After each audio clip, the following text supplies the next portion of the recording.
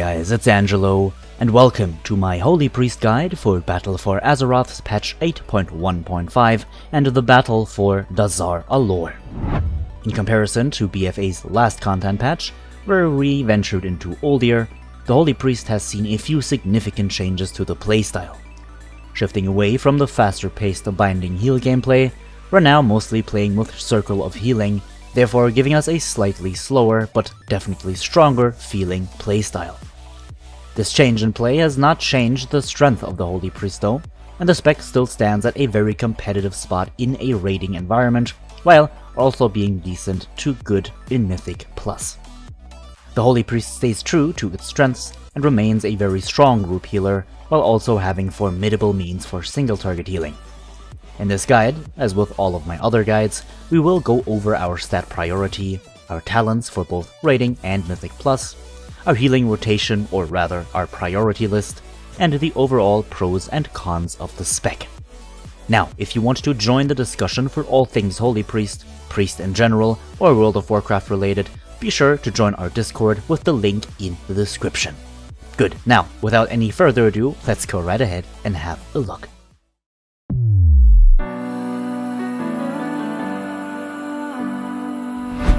When it comes to our stat priority, nothing has actually changed for us since last patch. Item level is still the most important factor when deciding what gear to use, due to the fact that intellect is still our main stat and outweighs any differences you'd have in secondary stats on any given item. After intellect comes mastery and critical strike for raiding, as both provide pretty much an equal benefit to your healing output. For Mythic Plus, critical strike outweighs mastery, as fights aren't as long and there's less players to heal. This also means that haste will be your second best stat in M+, since you want to have as much output within short time frames as possible. Versatility ranks for raiding next, and for Mythic Plus as well, as it provides a solid healing increase and survivability increase. Lastly, we have haste for raiding and mastery for Mythic Plus. This ties back to the aforementioned factors, as fights in M+ are a lot shorter than in raids, meaning mana will not really be an issue, and there's less ambient damage or passive incoming damage to out-heal with your mastery.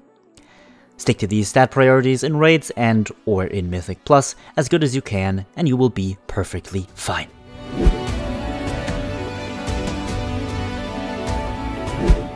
When talking about talents, once more, there aren't too many changes which we need to discuss. However, one of them is pretty important, and that is the nerf to Binding Heal, which moved our talents around just slightly. Now, in our level 15 talent row, Enlightenment will still be your go-to talent for raids, as it increases your throughput a lot, which is important for longer lasting fights. For Mythic Plus, Trail of Light can be taken, as mana and throughput will not be as much of an issue, and the extra healing to your previous target healed with heal or flash heal will definitely take away some pressure when in intense situations. In your level 30 row, Angelic Feather will be your most versatile option, as it will not only help you, but the players in your raid as well. Angel's Mercy can also be spec'd here, and can be worthwhile when there is a lot of incoming damage.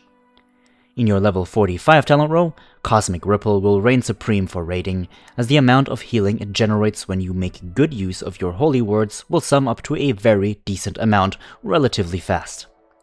Guardian Angel is strong in Mythic Plus, however, as it provides a Guardian Spirit, and therefore a 60% heal increase on that target and a death prevention every minute if it is not triggered.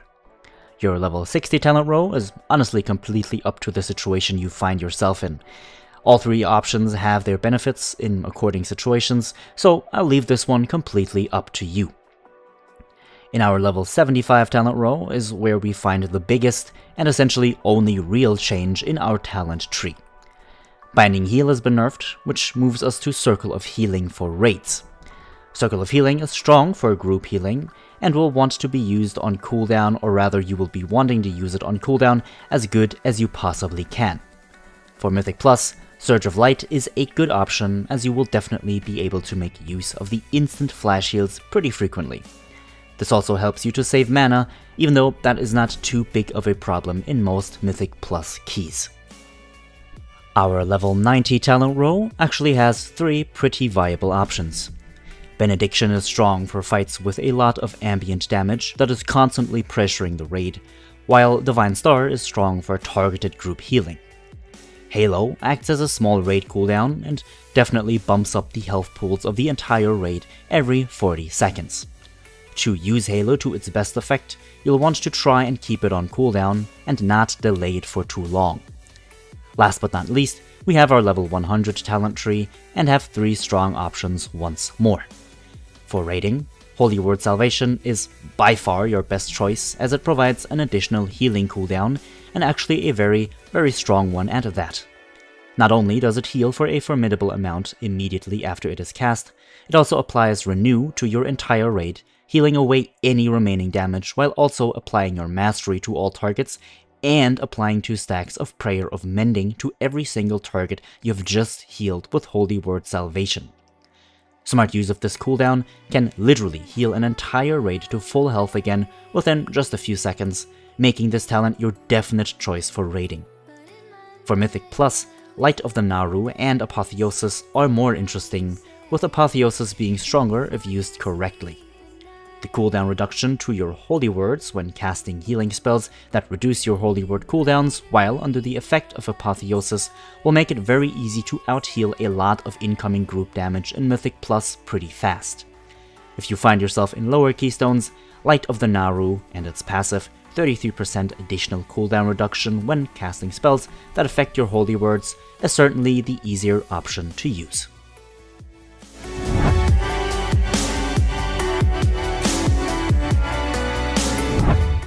Now, with our talents addressed, let's get a deeper understanding of how the spec plays in practice with our healing priorities. In comparison to last patch, not much has changed fortunately, and since we are strong in both single target and group healing, we will have according changes in our rotations depending on how many people are taking damage and how much.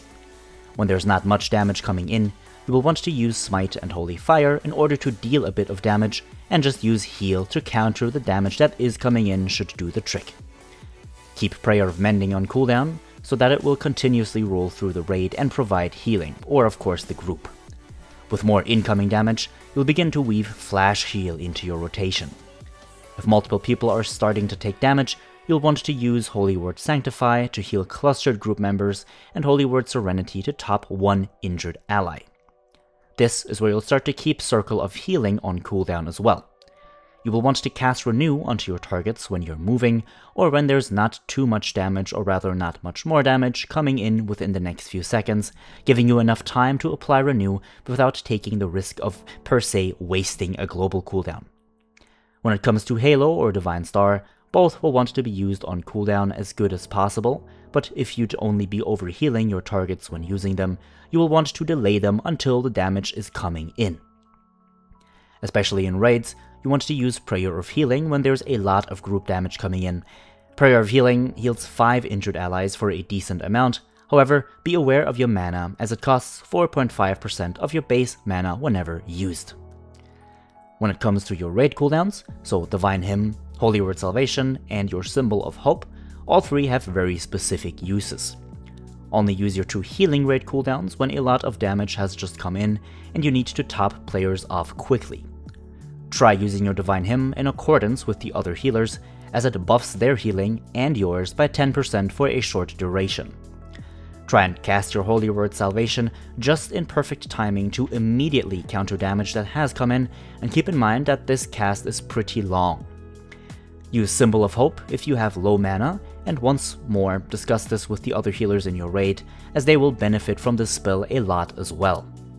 Especially mana heavy healers like the Mistweaver Monk for example will definitely thank you for it. Now let's get to the pros and to the cons of the spec.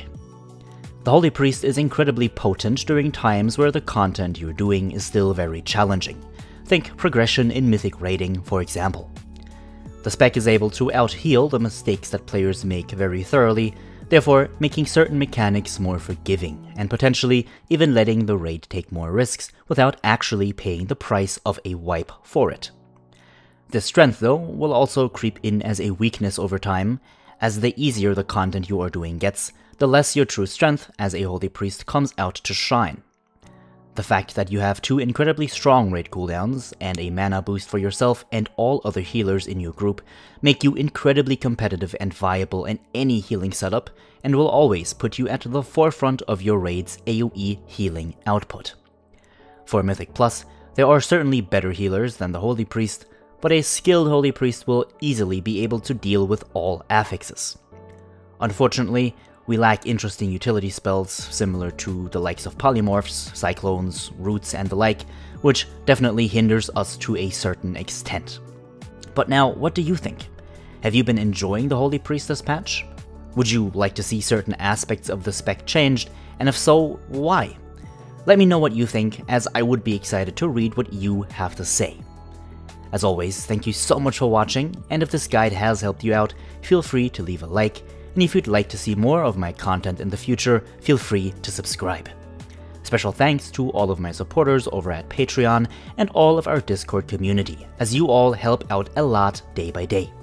Now, as always, have a good one, my friends, enjoy patch 8.1 and patch 8.1.5, and I will see you all in the next one.